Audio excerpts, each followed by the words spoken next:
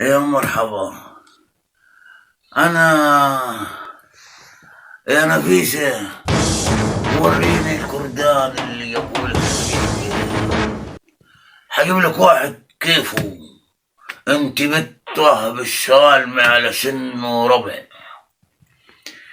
قالت له يا ابوي ده غالي قوي بيشترون بشوات. قال له انا كمان بعد البشوات بحبايه. ايوه يعني ما تستهونيش في ابوكي. يجعل ب500 وب400. راح خد الكردان وراح قال للصايغ السلام عليكم. الصايغ قال له سلام. قال له عاوز واحد كيف ديتي.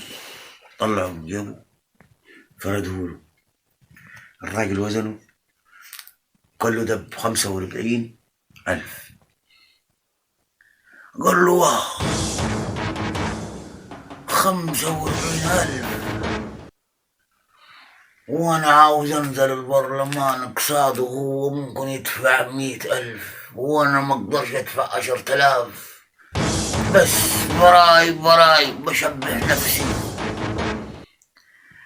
طيب ويا حلتها دي يا باشا؟